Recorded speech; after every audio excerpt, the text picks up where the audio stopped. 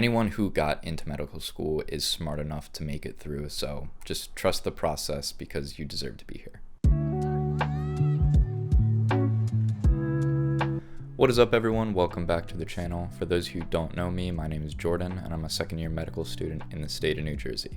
So in last week's video, I sort of just reflected on my first year of medical school and talked about my 5 biggest takeaways. So today I wanted to expand on that a little bit and get more specific. It is the beginning of August, which means a lot of first-year medical students are just starting. The M1s at my school have already been here for a few weeks, but we start a little earlier than most schools. So while last week's video was more of like a reflection of overarching themes, I wanted to give some more concrete and tangible advice to the new M1s out there. My first piece of advice is to find a good group of friends. Medical school is tough, and having a supportive group of friends around you will make it much more enjoyable. My school has a 2-week orientation, and I think the main reason for that is to start to help those bonds form before our first block really starts. You're going to be studying more than you ever have in your life, so having a group of friends to review with or go through questions with will help keep you sane. Having a solid group of friends is also super important for things outside of school. You may be like me and you move to a different city or state that you've never been to before, and the only people you know in the area are your classmates. While free time is going to be pretty scarce, having a good group of friends to go do things with is a great way to de-stress from medical school. My next tip is to get involved with extracurriculars early, but not too early. And by extracurriculars, I'm not talking just about research or volunteer or other big time commitments. I'm talking about getting involved in the clubs and interest groups that are at your school. My school has almost 100 different clubs and interest groups, so it's pretty easy to find a group of people that shares similar interests to you. And that's also a great way to meet different people and make friends. Another part of this is the different specialty interest groups that allow you to sort of explore different fields of medicine to see what you might be interested in. At my school, a lot of the interest groups try to do like introductory meetings right in the first few months of school once the new M1s get here. And another pro tip is a lot of these meetings will have free food, so that's just another reason to go. So like I said, you should get involved early, but not too early. And by that I mean you want to make sure you have a solid footing before you put too much on your plate. Every school is different, but my school's first block is mostly just review from stuff from the MCAT and undergrad. So some students will be like, oh, you know, this isn't so bad. I think I have enough time to go start doing research or volunteering. But then you get to our second block, which is anatomy, and it's arguably one of the hardest classes in medical school. So you don't want to get into a situation where you bit off more than you can chew, and then you aren't able to meet deadlines or dedicate enough time to school.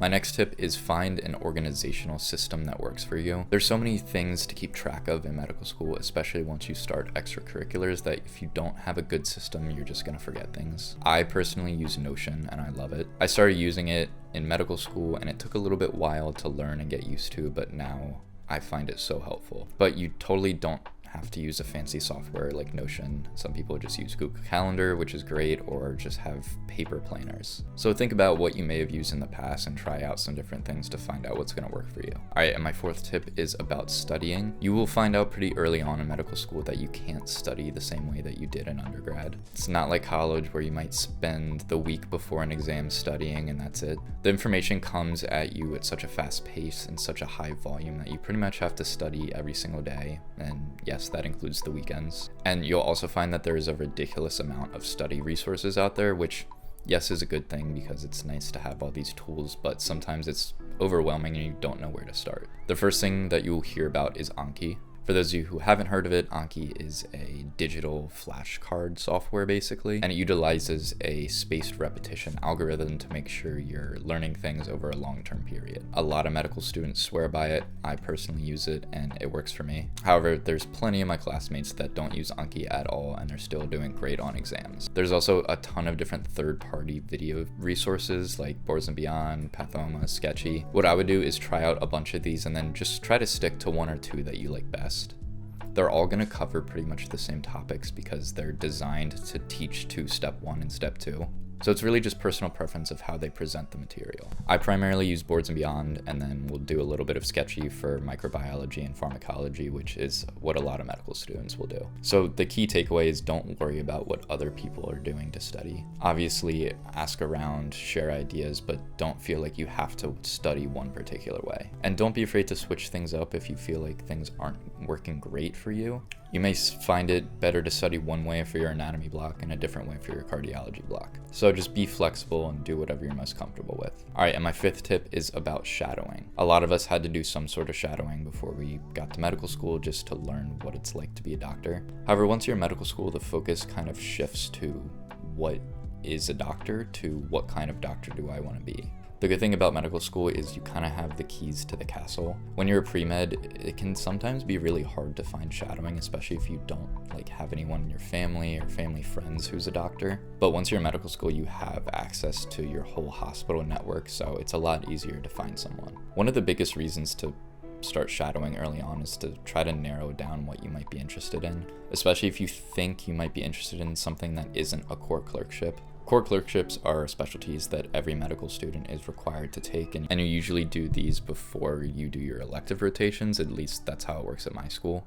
The core clerkships are things like internal medicine, family medicine, OBGYN, general surgery. So if you're interested in, say, dermatology, there's a pretty good chance you won't get any exposure to it until the end of your third year. And for specialties that require a lot of research to be a competitive applicant, it's too late to start then.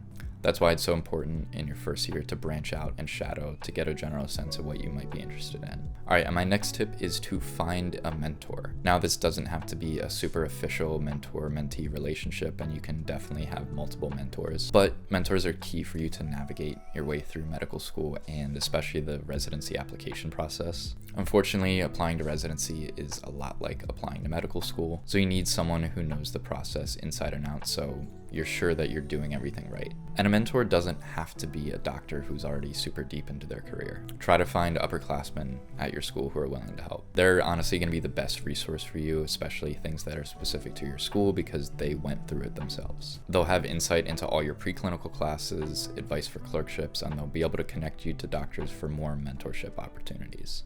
My seventh and probably my most important tip is to take care of yourself. Medical school is tough and it will take a lot out of you if you let it. Especially during your first year, you're making so many different adjustments and you're studying more than you ever have in your life. There's a seemingly unlimited amount of information that you need to learn for your exams, and sometimes it's hard to know when to put the book down. The preclinical years are so tough not only because you're studying a lot, but you're not really seeing patients. So while yes, you're learning about physiology and all these diseases, but sometimes it can feel distant from the reason that we came to medical school in the first place, which is to take care of patients. So if you aren't careful, you can get discouraged and burnt out pretty easily.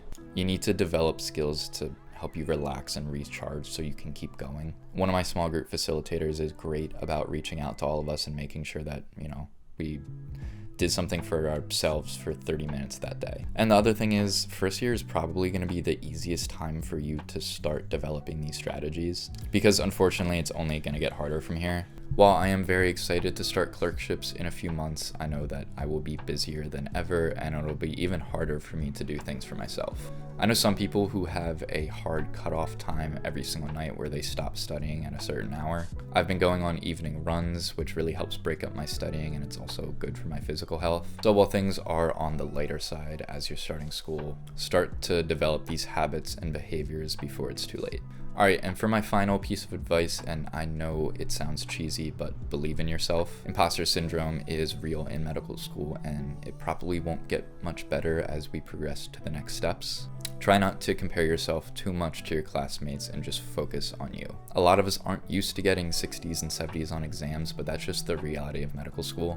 So try not to get too hard on yourself. Anyone who got into medical school is smart enough to make it through, so just trust the process because you deserve to be here.